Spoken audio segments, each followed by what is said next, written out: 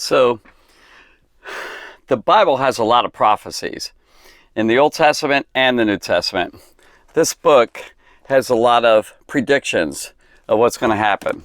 And Jesus in Mark 13, as we're going to study, is prophesying. He's kind of like looking into the future, so to speak. He's looking way into the future and telling what's going to happen. But how far in the future? Well, it's my belief, and I'm going to talk about it a little bit more, I've already mentioned it, is that a lot of it was in the first century, like 2,000 years ago. So the first century means 100 years. Jesus died at, I believe, 30 AD, and then a lot of the stuff ended, if you remember my notes before, ended a lot of the prophecies that Jesus was mentioning was about 30 to 70 AD. And then he also mentioned something about the end of the world, I believe. Because of their question, they actually had two questions, we'll get to it, which we'll get to in a second. I think this telescope is in my way. But a telescope, again, is a kind of a good way of thinking of it. It's looking into the future. It's an invisible telescope. You can see, and then you describe what you see. Like if I were to look up in the sky with this and I say, oh, let me tell you about that star. It's this big and the diameter and it's that color and, excuse me. That's what he did here is he described future events. It's predictions of the future. It's forthtellings. It's future tellings, I guess, if you could say it that way. All right, so here's my prophecy telescope right here, let's say. I'm going to put this over here.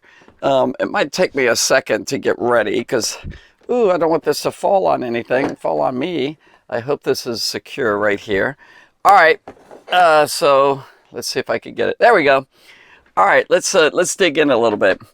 Kind of a bit of a review, I think, is kind of important. We're in Mark 13. I say that a lot, like I've mentioned the same wrong word. He went out of the temple. They asked, look at these beautiful buildings. He said, those are going to fall. They're going to be destroyed, not one stone upon another.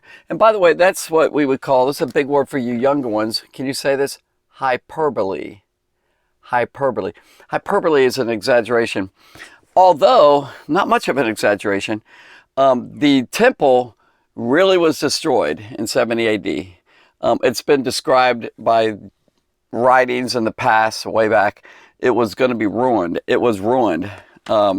Josephus mentioned that famous Jewish historian. He was a history writer. But if you go over there today, you can actually see some of the stones on top of each other. Then you say, wait a minute, Jesus said there's not going to be a stone on top of each other. So he's basically saying this thing is going to be wiped out, the whole thing.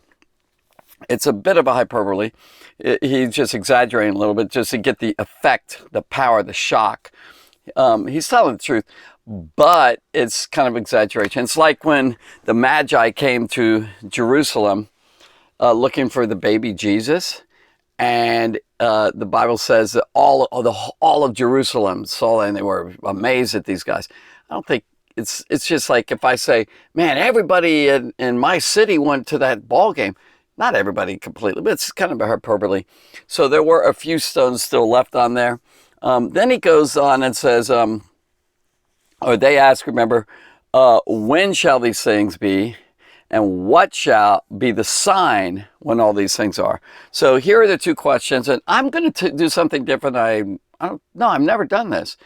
I'm going to kind of take Matthew 13. I keep saying Matthew. Come on, thank Gordon. Mark 13 here. See, we're going to do Mark 13. I'm going to take this whole chapter here and kind of give a quick, brief outline of all of it. So we have the two questions, and he answers those two questions. Chapter 13 is the answer to the two questions that the disciples asked. The timing, the first question is timing, and I believe, well, I'll get to that in a second, and the sign, timing and sign. The first question, I believe, he talks about mainly the destruction of Jerusalem, and that's a lot of verses. He really talked about that first. Then he talked about the sign, which I believe he's talking about the end of the age, which, by the way, those two things about like the sign and end of the age, Matthew adds that in Matthew 24. he adds that when shall be the sign of your coming and the end of the age? And so he answers that. So there's two big questions. One is when are these things going to happen? When the temple goes down, basically Jerusalem and the temple goes down, and when shall be the sign of your coming and in the end of the age? So they add basically two questions, and that's what he ends up talking about. Excuse me. So here's a brief outline. I'm going to tell you ahead of time what we're going to discuss. In verses 5 through 23, he really discusses the events leading to Jerusalem, that beautiful city of David, being destroyed. That's what the word destruction is. And then verses 24 through 27, he talks about the return of the Son of Man and the end of the age. So there's the two questions being answered. Then we have verses 28 through 31. He kind of goes back. See, it's kind of back and forth here. He gives a parable of the fig tree. Fig tree is very, very popular picture of Israel, the Jewish people. And the parable of the fig tree, which is basically the parable of the fig tree, which is basically the destruction of Jerusalem, and the signs before. That's in verses 28 through 29. The signs before, he's going to give some of the signs, and it's going to be within the disciples' generation. That is a major, major, major, major key verse in that whole thing. He said, this generation shall not pass until all these things shall come to pass. So I believe that's back in the first century and not future. There's people who believe this chapter are all future. There's also people who believe that it's all past, and there's also people that believe it's kind of both. I'm the third one. I believe it's both. And I think it's like a braid. I'll explain that in a second. Verse 32 through 37, he offers another parable, and that's servants and owners. The owner comes back, and the unknown time of the Son of Man's return. He said, no man knows the day or an hour. And then he said, there's a need of watchfulness. If you remember that, the watchfulness, remember I kind of said there's three major things that he does, or he emphasizes. There's 19 imperatives. There's 19 different things he says, do this, do this, do this, do this, in that whole chapter. And they all contain this kind of action. One is to look, beware. Two, or that's about down here, look for. And then watch. Like watch yourself, watch what's going to happen, be careful, watch and pray. And then also be alert, be awake and be alert. All right, so the braid that I kind of mentioned is something like this.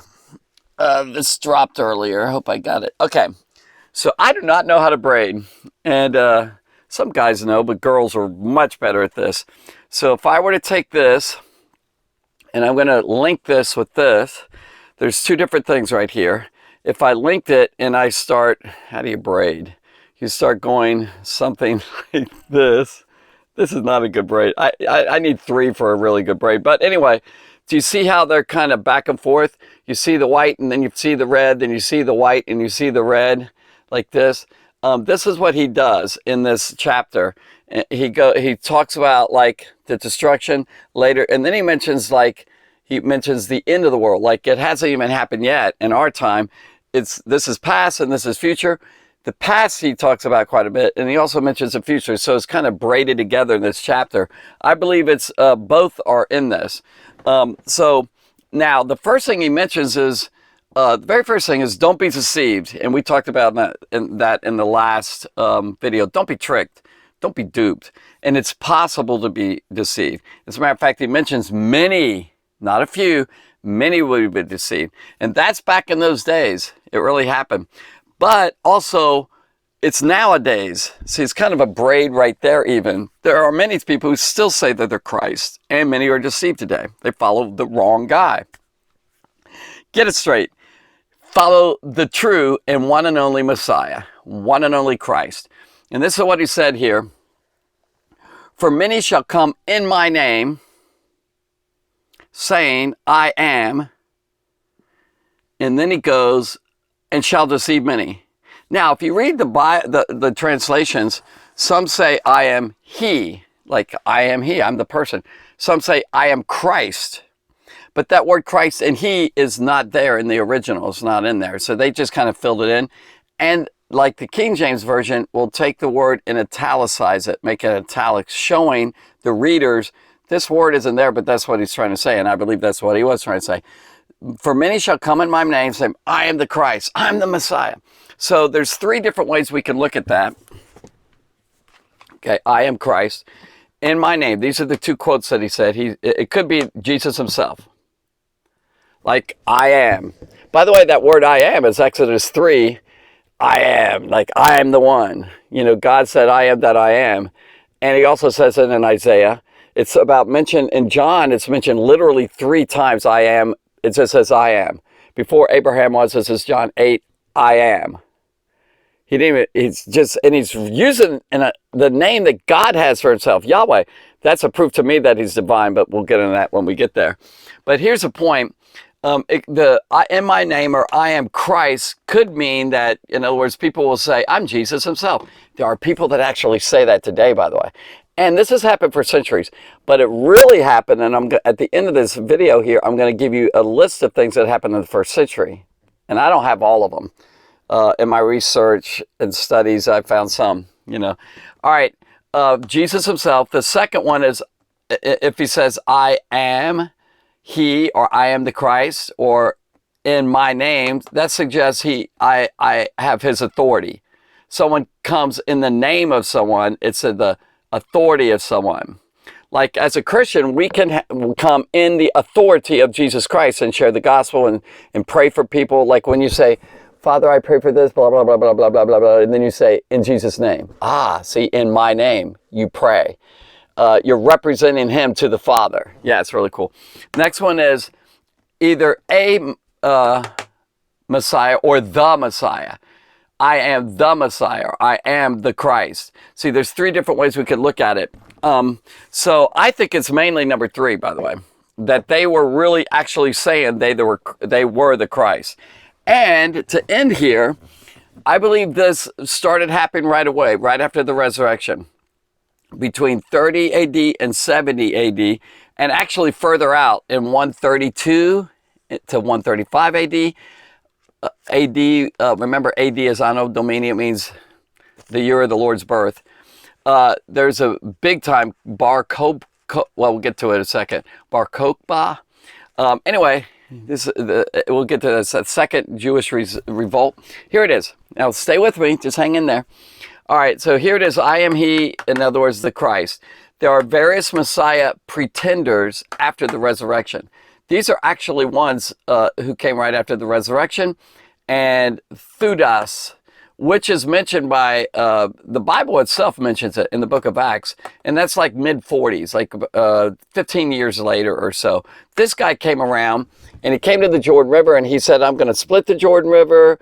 And a lot of people were deceived, just like Jesus said was going to happen. And they started following him. And he was supposed to be a miraculous Messiah. He didn't split the river. Like remember who did that? Joshua in the Bible. All right, number 1. Number 2, there's some Egyptian. I don't know much about him, but there was an Egyptian guy who said he was the Messiah. And people followed him. They were deceived.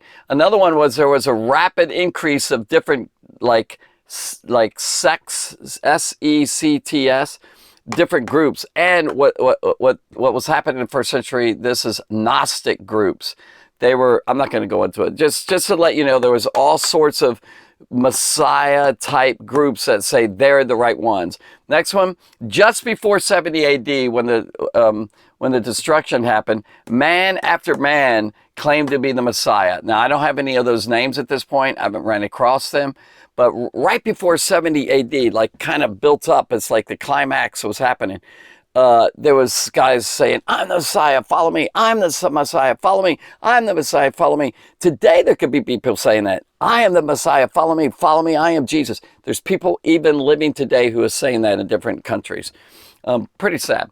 And then, like I mentioned earlier, 132 to 135 AD, this is a very famous one, and it's in the Jewish writings.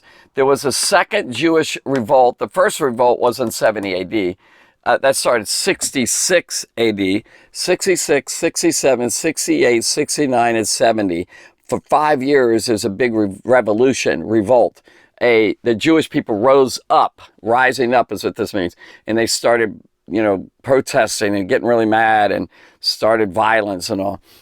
So this guy was Bar Kokhba. Oh, I kind of missed a letter there. I think there should be an O right there. By the way, said he was the Messiah. Like in the 2nd century, which is this one, for 132 to 135, he said literally he was the Messiah, just like Jesus predicted. He looked through his telescope there, and he saw these different messiahs coming up. Oh, this one's going to say, I'm the Christ. This one's going to say, I'm the anointed one. Christ and Messiah is the anointed one. See, in the Hebrew, in the Old Testament, it would be Mashiach, Messiah. In the New Testament, it's called the Christ. Christos is the Greek word. So we have Mashiach, which is Messiah. The New Testament called it Christ, which is the same thing, Christ, which in the Greek it's Christos. Okay, what both of them mean is the anointed one. That's the chosen one, and God anoints that person. None of them were anointed. These are false pretenders. They're fake, and there's people today that are fake. They're religiously fake. You have to be careful of what teachers, what pastors, what preachers that you listen to. Nothing to fear, but be warned. And that's why I said, watch, be alert, be ready, that they're going to come. And that's exactly what happened. Jesus said that, and lots of them started coming. Right after he said that, right after the resurrection, 40s, 50s, 60s, 70s, all the way through there, all the way up to 132, 135, and probably there's a lot more.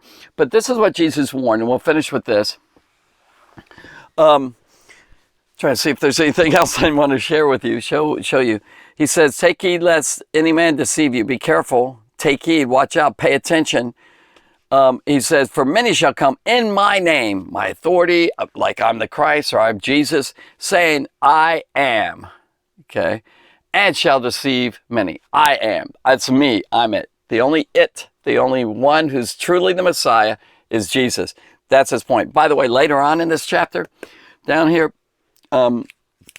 it says, we'll get to it later, but I'll touch on it because he brings this back up in his speech. This is the longest speech in Mark. Actually, it's only two. One is Mark 4, which is the parables, and this is Mark 13, which is, the big speech that he is, a larger one. And he says, for false Christs and false prophets shall rise. We'll get into that later, but it's the same, it's kind of repeating. They actually show signs and wonders. We'll talk about that. To seduce, like trick people and seduce them and bring them to the wrong thing. If it were possible, even the elect, in other words, they're going to try and deceive the elect.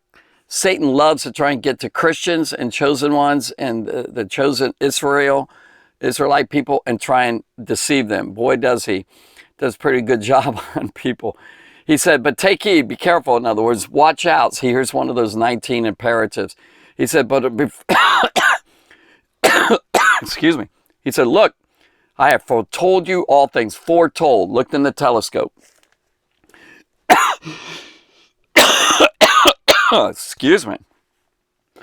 So, and then I'm trying to see where this is. There's something else that he says here. Oh, here it is, verse 21. If any man shall say to you, look, here's the Christ. Like, here he is. He's over here. He's in this city. He's in this town. He's at the shopping mall or whatever. Here is Christ. Or lo, behold, like, check this out. He is there. He's here or there. Jesus said, don't believe him.